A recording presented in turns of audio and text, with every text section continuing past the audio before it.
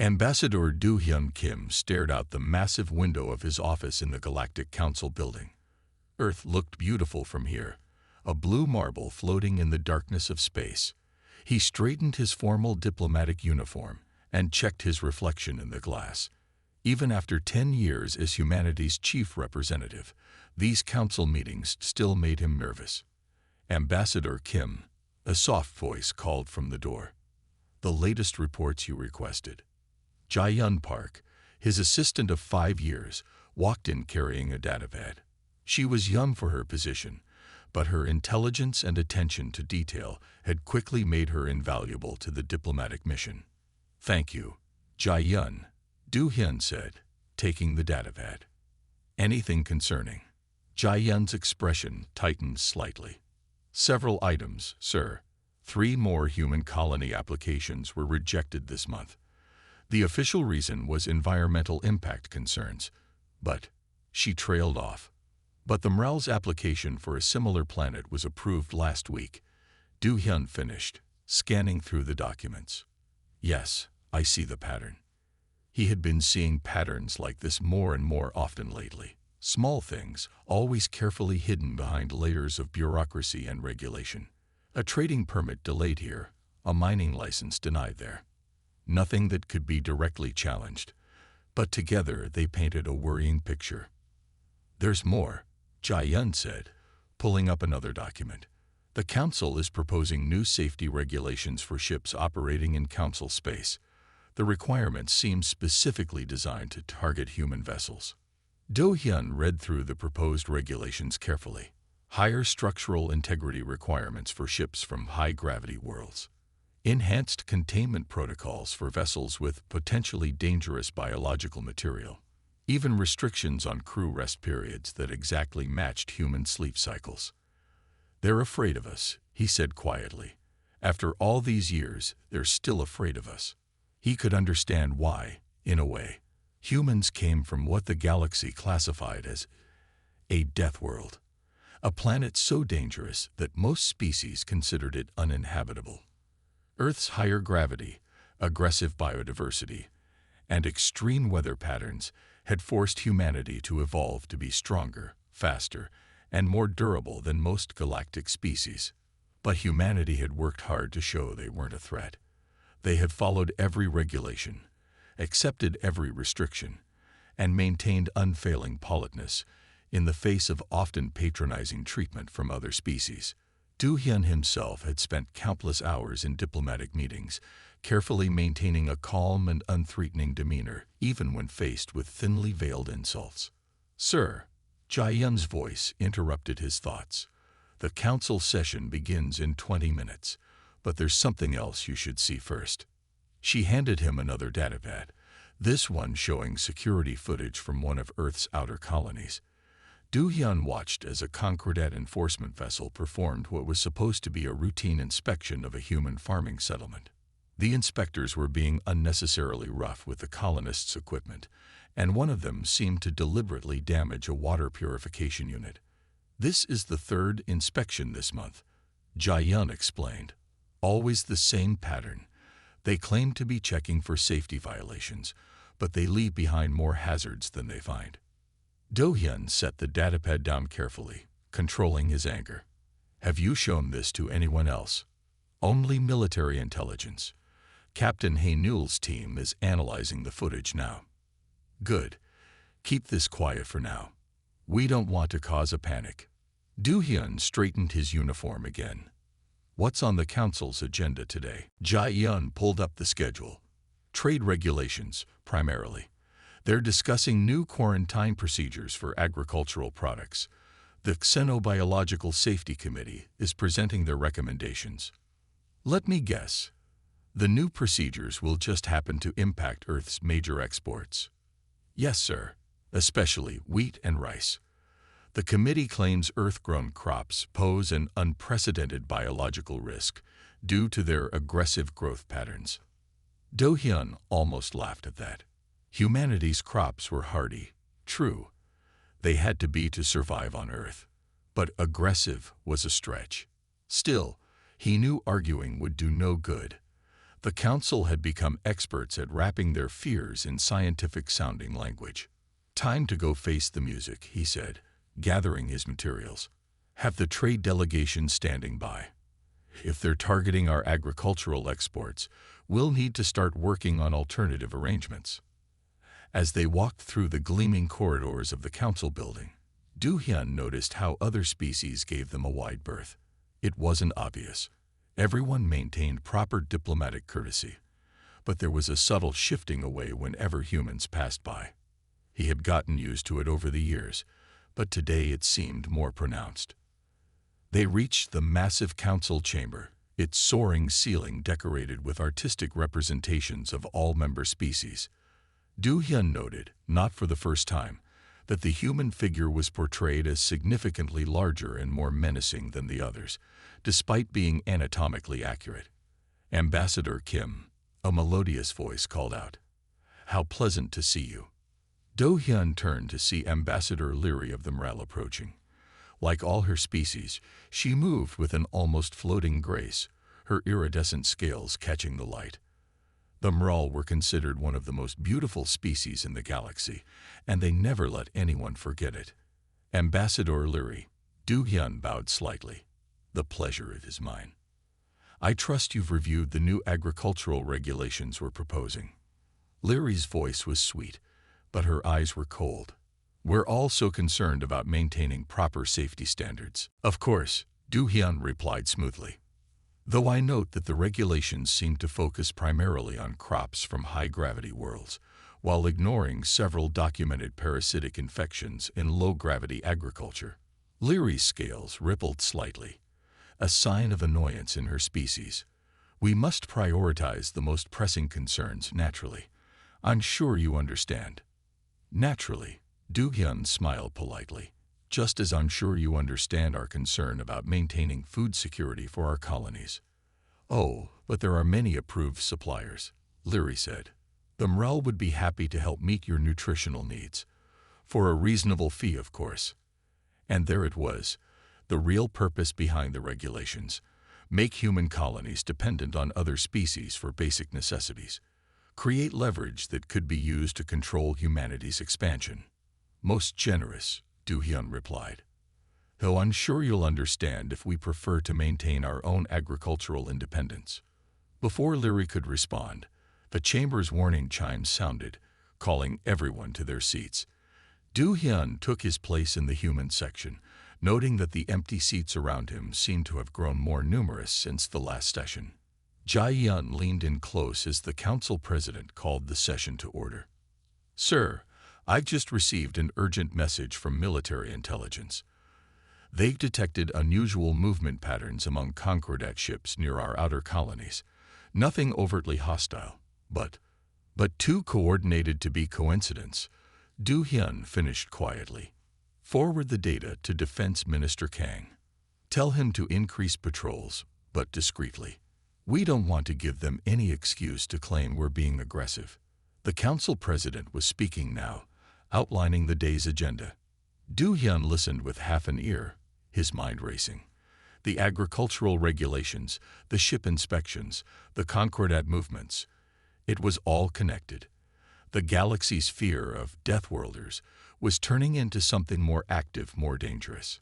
He glanced down at his datapad, where a message from Earth's central government was waiting for his review. It was marked with the highest security classification and contained just 3 words: Protocol Omega authorized. Do-hyun felt a chill run down his spine. Protocol Omega was humanity's last resort contingency plan, developed in the early days of galactic contact, but never implemented. The fact that it was being authorized now meant things were worse than even he had realized. "Ambassador Kim," the council president's voice cut through his thoughts. "The floor recognizes Earth's representative." Do-hyun stood, straightening his uniform one last time. As he walked to the speaker's podium, he could feel the weight of thousands of alien eyes upon him. They were all watching, all waiting for some sign that their fears were justified, that humans were the monsters they believed them to be. He would not give them that satisfaction. Humanity had chosen peace, chosen diplomacy, chosen to be better than their fears. They would maintain that choice for as long as possible, but they would also be ready for the day when peace was no longer an option. Honored members of the council, Du Hyun began, his voice clear and steady. I come before you today to discuss matters of mutual concern. As he spoke, Jae-yun was already sending encrypted messages back to Earth. The diplomatic dance would continue, but preparations had to be made. Because sooner or later, the galaxy would learn that humanity's restraint was a choice, and choices can always be changed. In his office at Earth Defense Command, Minister Ta Won-kang received Jae-yun's message. He stared at it for a long moment before opening a secure channel to Fleet Command. Admiral Cho, he said quietly. Activate contingency planning for Protocol Omega. Minimal visibility, maximum readiness. And Hyunsik, pray we never have to use it. The pieces were in motion now. Humanity would continue to smile and bow and play nice, but they would also be ready. Ready for the day when the galaxy's fear became too great, when the diplomatic dance ended, and when humanity would have to show the universe exactly why Deathworlders were so feared in the first place. But that was a concern for another day. For now, Du Hyun Kim stood before the Galactic Council, maintaining his peaceful smile as he prepared to, once again, defend humanity's right to exist in a galaxy that feared them. The dance continued, but the music was changing. And sooner or later, everyone would have to face the consequences of their fears. Captain Hae-Nul Lee stood on the bridge of the Earth Defense Force flagship Determination, watching the stars streak by in faster than light travel.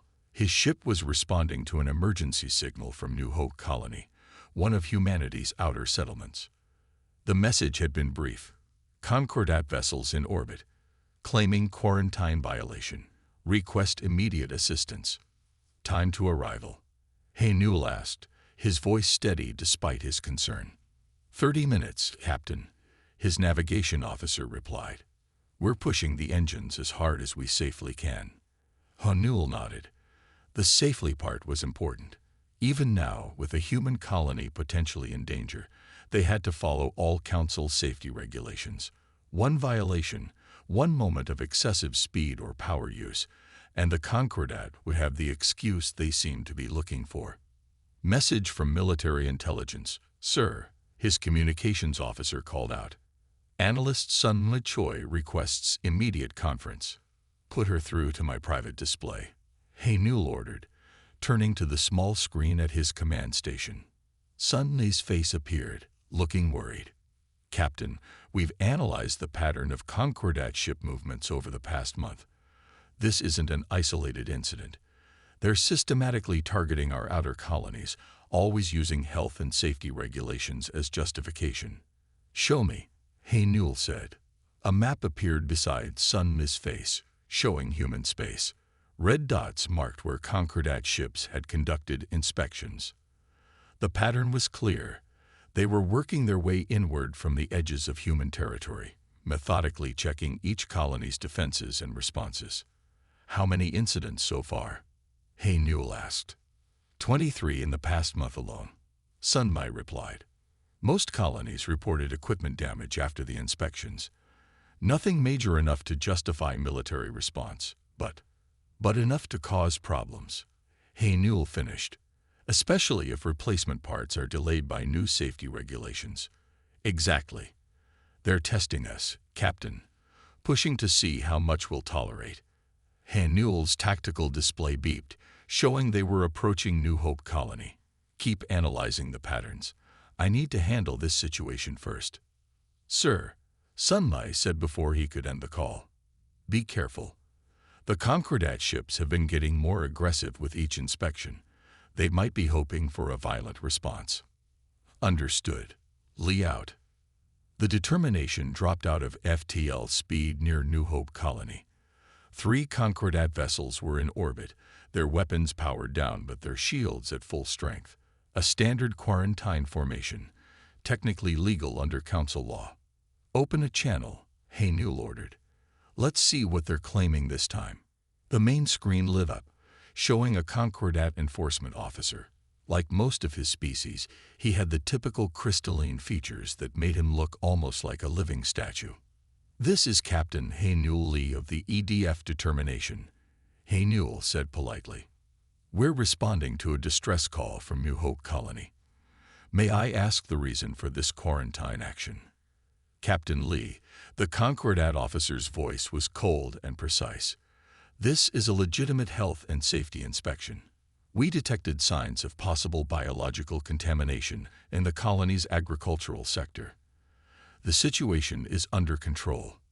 Newell kept his face neutral, even as his sensors showed Concordat troops moving through the colony's food production areas. "I understand. However, under Council Regulation 47B, the colony has the right to have a representative of their choosing present during inspections. We're here to provide that oversight." The Concordat officer's crystalline features shifted slightly, a sign of annoyance in his species. "We are operating under emergency protocols. Outside oversight is not required." "I must disagree," Hae-Newell said calmly. "The regulation is quite clear. I can cite the specific subsection if you'd like." A tense moment passed. Hae-Newell could see the officer calculating his options. Refusing oversight would be a clear violation of Council law, exactly the kind of violation humans had been carefully documenting. "Very well," the officer finally said. "You may send one observer, unarmed." "Thank you for your cooperation," Hae-Newell replied. He signaled to his first officer, who was already prepared for this. "Lieutenant Yu-Jin will transport down immediately." As soon as the channel closed, Hae-Newell turned to his tactical officer. "Keep our weapons powered down but shields at maximum. Record everything. If they so much as scratch a hull plate, I want it documented." Yu-Jin's reports from the surface started coming in within minutes. The Concordat inspectors were being thorough, too thorough. They were testing soil samples, checking water supplies, examining every piece of agricultural equipment. And somehow, equipment seemed to malfunction wherever they went. "Sir," his sensor officer called out, "I'm detecting energy signatures consistent with scanning beams coming from the Concordat ships. They're not just scanning the colony, they're scanning us." "Let them look," Hae-Newell said calmly. "Keep our defense systems in standard configuration. Don't show them anything they don't already know about." Hours passed. Hae-Newell maintained his position, watching as the Concordat forces methodically worked their way through the colony. His crew was tense but disciplined, maintaining the appearance of a standard Defense Force vessel despite their growing anger at the obvious harassment of the colonists. A message flashed on his private terminal, high-priority traffic from Earth Command. Minister Ta-Won's face appeared on his screen. "Captain Lee," the minister said without preamble. "How bad is it?" "Bad enough," Hae-Newell replied quietly. "They're being careful to stay just within Council law, but the pattern is clear. They're looking for weaknesses, testing our responses." "Similar reports are coming in from across human space," Ta-Won said. "The Council is deadlocked on our formal protests. Ambassador Kim is doing what he can, but they're not listening." Hae-Newell finished. "Minister, how long can we maintain this posture? Every time we back down, they push a little further." "I know." Ta-Won looked tired. "But we need to maintain the diplomatic approach as long as possible. We're not ready yet." Hae-Newell understood what wasn't being said. Protocol Omega wasn't fully implemented yet. They needed more time. "Understood, sir. We'll keep playing nice." The minister's expression hardened slightly. "But be ready, Captain. The moment they cross the line, the moment we have clear, documented proof of deliberate hostile action, everything changes." "Yes, sir." Hae-Newell ended the transmission and turned back to monitoring the situation. Finally, after nearly 12 hours, the Concordat forces began withdrawing from the colony. Lieutenant Yu-Jin's final report confirmed what Hae-Newell had expected. Critical agricultural equipment had been damaged during the inspection, allegedly due to necessary testing procedures. As the Concordat ships prepared to leave, their commander opened one final channel. Your colony's equipment appears to be below standard safety requirements, Captain. They will need to cease agricultural operations until proper upgrades can be installed. I'm sure you understand. We can't risk biological contamination. Hanul maintained his professional smile. Of course, we'll begin the upgrade process immediately. Though I'm sure you'll understand if we use our own technicians for the repairs. The Concordat commander's crystalline face showed no expression, but his tone was cold. As you wish, but be advised, we will be conducting follow-up inspections. For safety purposes, of course. Of course, Hanul replied. We look forward to demonstrating our commitment to safety regulations. Once the Concordat ships had departed, Hanul sent a full report to Earth Command, copied to military intelligence. Sun Mai would add it to her analysis, building the case for what everyone now knew was coming. Sir, his first officer said quietly, the colonists are asking how long they have to keep pretending not to have backup equipment. They've already started repairs using the hidden supplies. Hanul smiled slightly. Every human colony had secret stockpiles of equipment and supplies, carefully hidden from inspections. It was just one of many precautions humanity had taken while maintaining their peaceful facade. Tell them to maintain appearances for another week, he ordered. Make it look like they had to wait for replacement parts. We don't want the Concordat to realize their sabotage was ineffective. He turned back to the main viewport, watching the stars.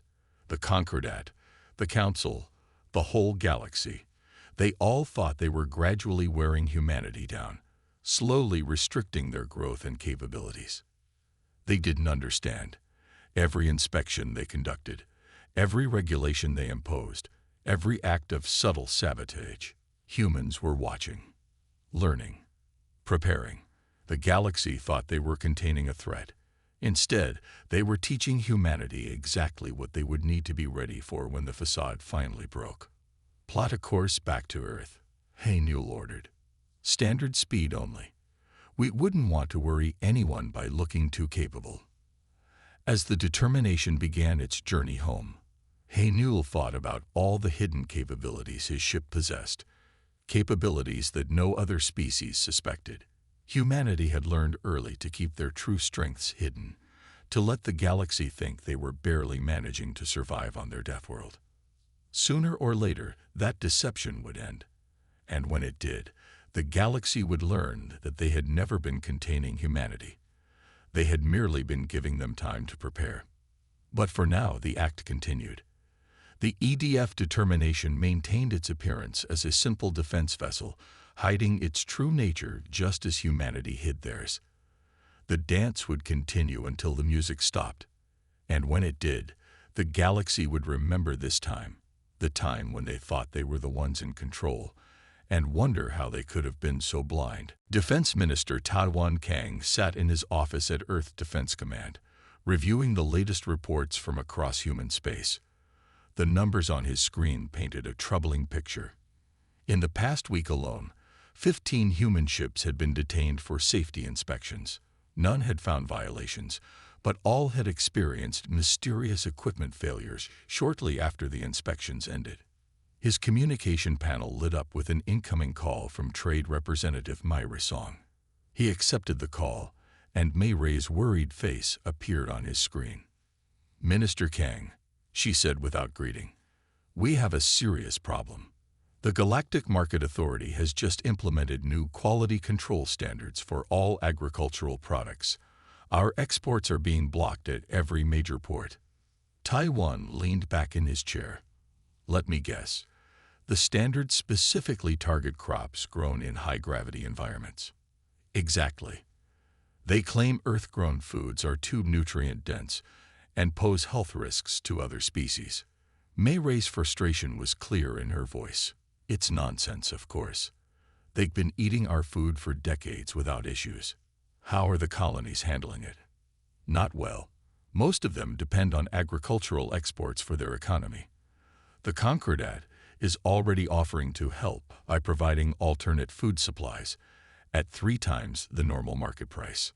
Taiwan pulled up another report on his screen.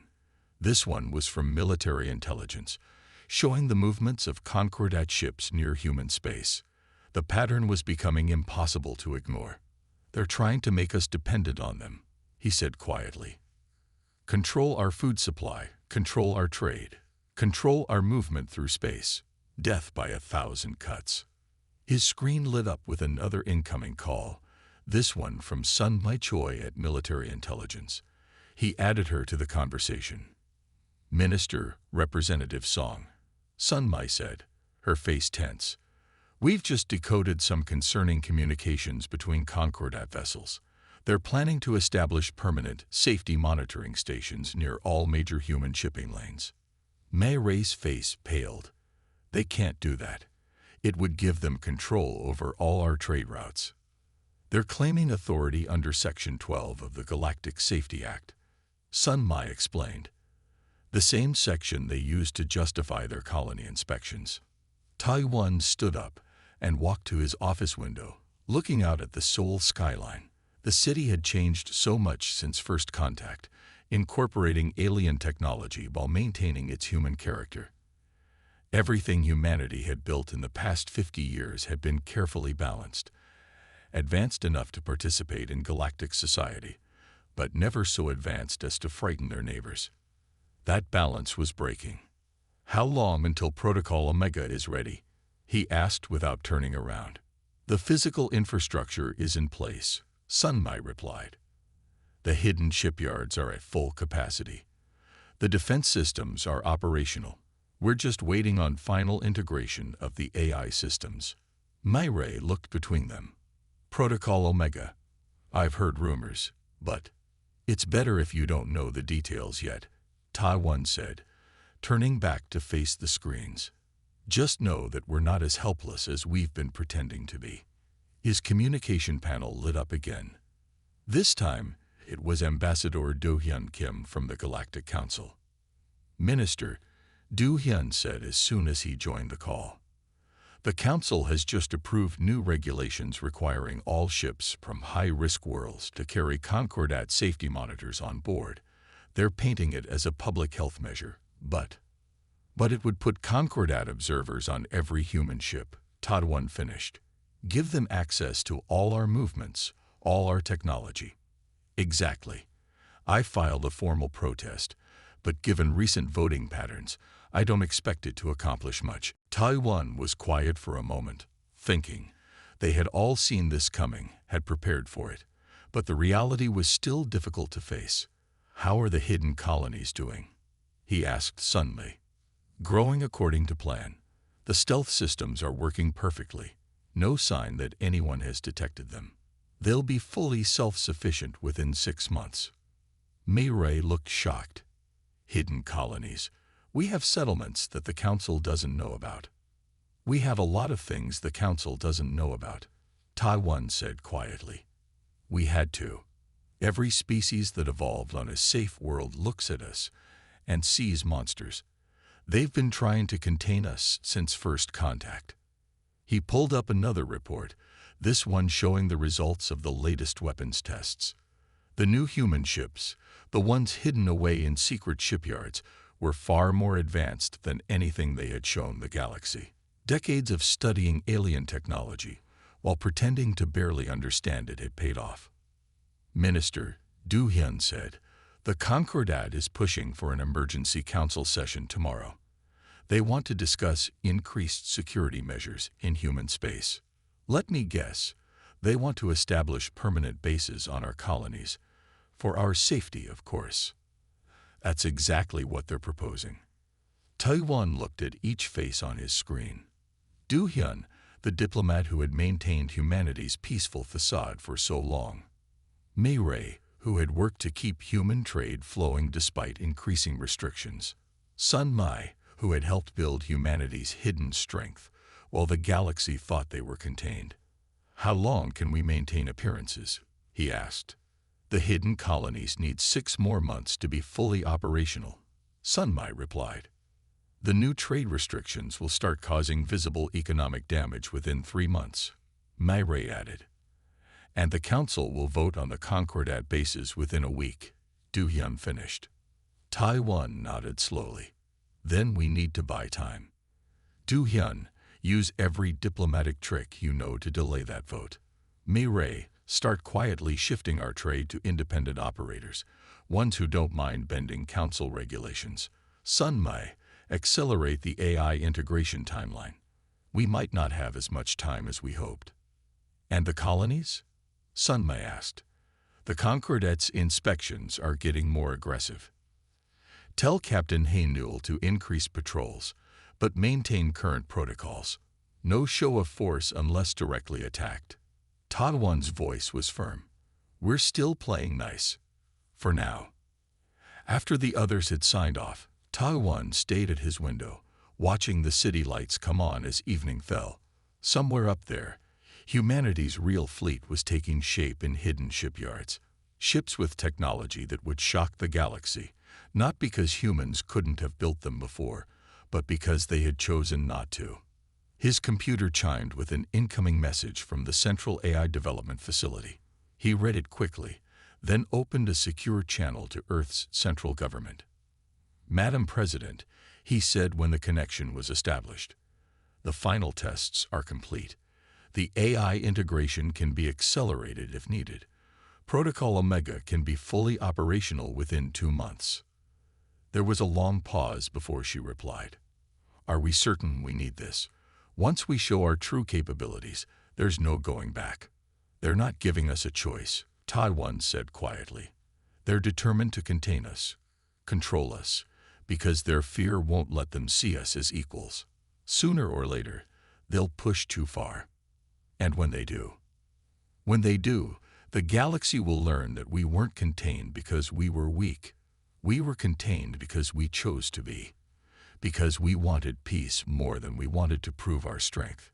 The president was quiet for a moment. Keep Protocol Omega on standby. Continue the preparations, but we maintain our current posture until we have no other choice. Yes, Madam President. After the call ended, Tadwan sent out encrypted orders to all Earth Defense Force commands. The orders appeared routine. Standard readiness drills and equipment checks. But hidden in the code were activation sequences for systems the galaxy didn't know existed. Humanity would continue to smile and play nice. They would endure the inspections, the restrictions, the barely hidden fear and contempt. They would maintain the facade of a species barely managing to survive in a galaxy that feared them. But they would also be ready. Ready for the day when the galaxy's fear finally overcame its reason. Ready for the moment when being nice was no longer an option. And when that day came, every species in the galaxy would learn why Deathworlders were so feared in the first place, not because of their strength, or their speed, or their durability, but because they had chosen peace when they could have chosen dominance, and choices can always be changed. General Jinwoo Park stood in Earth's primary defense command center, watching as red warning indicators lit up across the main display.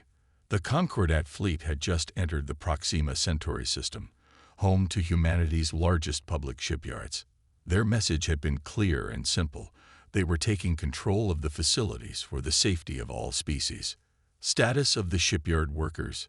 Jinwoo asked, his voice calm despite the situation. All personnel evacuated to safe positions, his operations officer reported. The Concordat fleet will find the shipyards completely empty when they arrive. Jinwoo nodded. They had prepared for this moment for decades. Every human in the Proxima system knew exactly what to do when the signal came. They had practiced it countless times, always under the guise of standard emergency drills. Message from the Concordat fleet commander, the communications officer announced. They're demanding immediate access to all shipyard control systems. Send them our prepared response, Jinwoo ordered. Express our surprise and concern at their unannounced arrival. Request time to consult with Earth government. The response was immediate and predictable. They say any delay will be considered resistance. They're moving to surround the shipyards. Jinwoo watched as the Concordat ships took up attack positions. They were being careful to make it look like a standard containment formation, but their weapon systems were powered up and ready. His secure communication panel lit up with an incoming transmission from Earth. President Min Ji-yoon's face appeared on the screen, along with Defense Minister Tao Wan-kang. General Park, the president said without preamble, the Concordat has simultaneously moved against 3 other human systems. They're calling it a preventive safety action to protect the galaxy from Deathworlder expansion. Protocol Omega? Jin Woo asked simply. The president looked at Minister Kang, who nodded slowly. Protocol Omega is authorized, she said. Show them what we've been hiding. Jin Woo touched a control on his panel, sending out a coded signal that humanity had hoped never to use. All across human space, hidden systems began to activate. 30 seconds until they're in firing range, his tactical officer reported. Let them come, Jin Woo said calmly. Lieutenant Yuna, you may power up the real defense grid. Lieutenant Yuna Kim, who had been quietly monitoring what appeared to be standard sensor systems, smiled slightly. She entered a complex series of commands, and suddenly the main display changed completely. Where before it had shown only basic civilian installations, now it revealed layers of hidden defenses. Advanced shield generators that had been disguised as power regulators came online.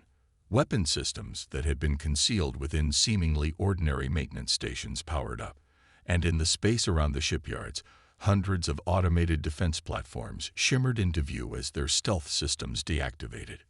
By all means, Jin Woo said quietly, let them try to seize our shipyards. The Concordat fleet suddenly stopped as their sensors detected the massive change in their tactical situation. Their commander immediately opened a channel.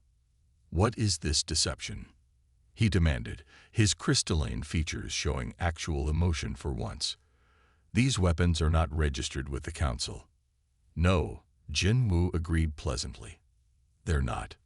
Just as your fleet's current actions are not authorized by any legal council directive. Shall we discuss the situation like reasonable beings? You dare to threaten a Concordat peacekeeping force. This proves what we have always said about Deathworlders. Threat. Jin Woo raised an eyebrow. No threats have been made. We are merely demonstrating our actual defensive capabilities. If you wish to proceed with your attempted seizure, you are welcome to try. But I should warn you, what you're seeing now is only our first layer of defenses. As if to emphasize his point, a new set of signals appeared on the tactical display. The hidden shipyards, the ones that humanity had been building in secret for decades, were decloaking. Ships that the galaxy had never seen before, incorporating technologies that humans had pretended not to understand, moved into defensive positions.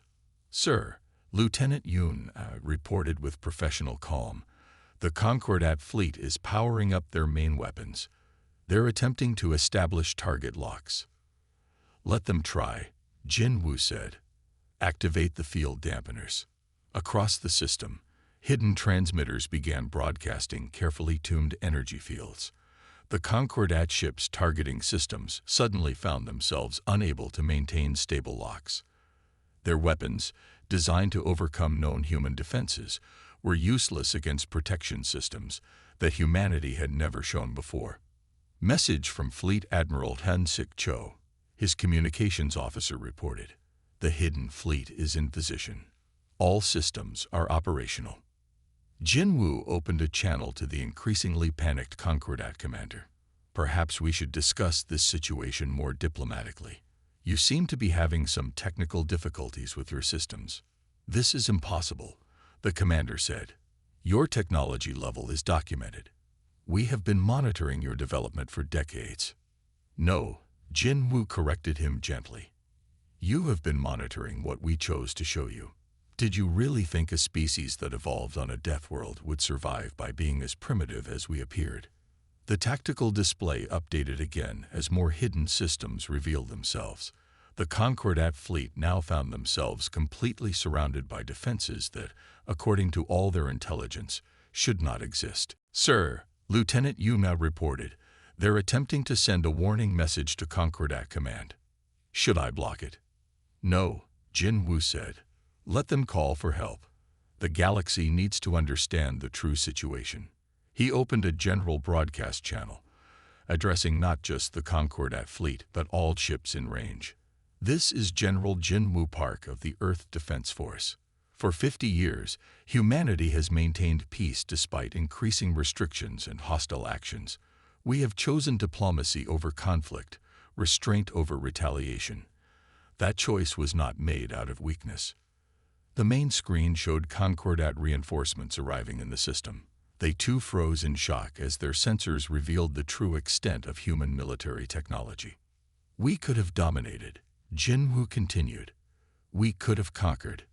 Instead, we chose to be peaceful members of the galactic community. Remember that choice as you consider your next actions very carefully. Minister Kang's voice came over his private channel. The hidden colonies are reporting similar situations. The Concordat attempts to seize control have been contained. No casualties on either side. Good, Jinwoo replied. Have Ambassador Kim present our evidence to the Council. Show them every documented violation, every illegal action that forced this response. The Concordat ships remained frozen in space, their commanders clearly unsure how to proceed. Their entire strategy had been based on the assumption of human technological inferiority, an assumption that was now proving devastatingly wrong. Sir, Lieutenant Yunat reported, we're detecting power fluctuations in their weapon systems. They're standing down. Jinwoo nodded. Send the following message to their commander. We will maintain our current defensive posture until the Concordat fleet withdraws. No hostile action will be taken if no hostile action is offered. The choice, as always, is yours. The tension in the command center was palpable as they waited for the response. Years of preparation, of hiding their true capabilities while building their defenses, had led to this moment. Finally, the Concordat commander's voice came over the channel. We will withdraw pending consultation with the Council. But know this, the galaxy will not forget this deception. No, Jinwoo agreed. They won't. They will remember that when pushed to the edge, when given no choice but to reveal our true strength, humanity still chose restraint. Remember that lesson well. He watched as the Concordat ships slowly withdrew, their formations ragged with shock and confusion. Similar reports were coming in from across human space. Every attempted seizure had been stopped cold by defenses that, according to all galactic intelligence, should not exist. Message from the President, his communications officer reported. The Council has convened an emergency session. Ambassador Kim is presenting our evidence now. Jinwoo smiled slightly. The galaxy was about to learn that they had never truly contained humanity. They had merely been witnessing humanity's choice to remain peaceful despite having the power to be otherwise. It was a lesson that would reshape galactic politics forever.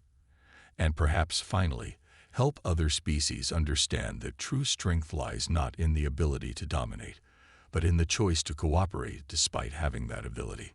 Stand down to normal alert status, he ordered. But keep our real defenses visible. It's time the galaxy saw us as we truly are. The demonstration was complete.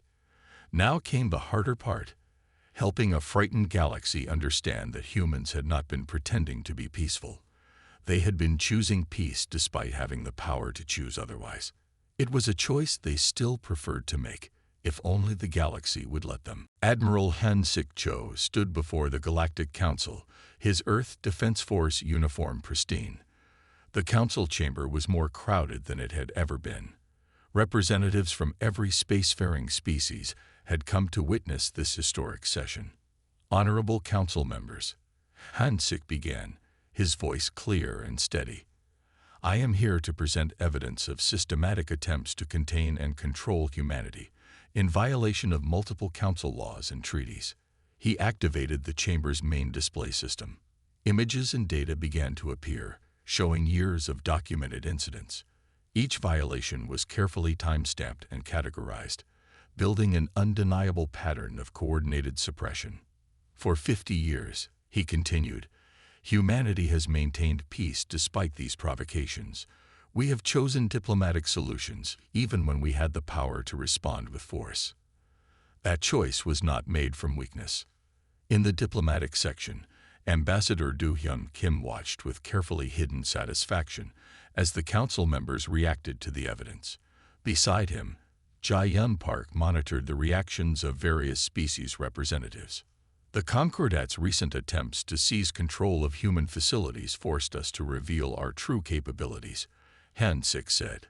But even then, we chose restraint. Not a single life was lost in any system. The display showed footage from the Proxima Centauri incident. The council chamber filled with murmurs as they watched human defense systems far beyond known technology levels appear from nowhere. Impossible. The Concordat representative interrupted. These recordings are fabricated. We have monitored human technological development for decades. You monitored what we allowed you to see. Han-sik replied calmly.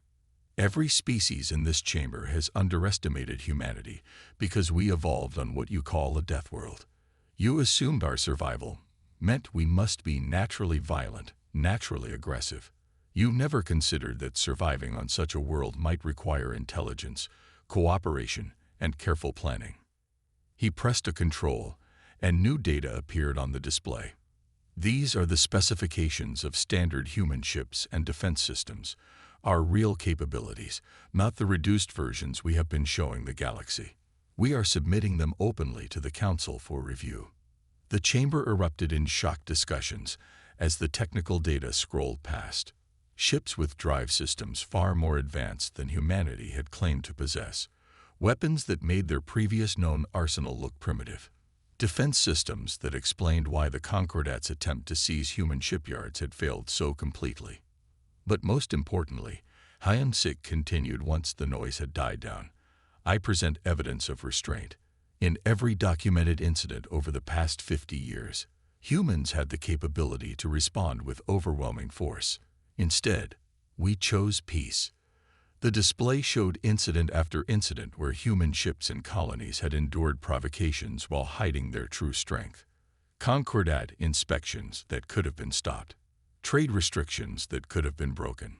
Military probes that could have been destroyed. This is the true measure of humanity, Han-sik said. Not that we evolved on a death world. Not that we developed advanced technology. But that we chose to be peaceful members of the galactic community despite having the power to do otherwise.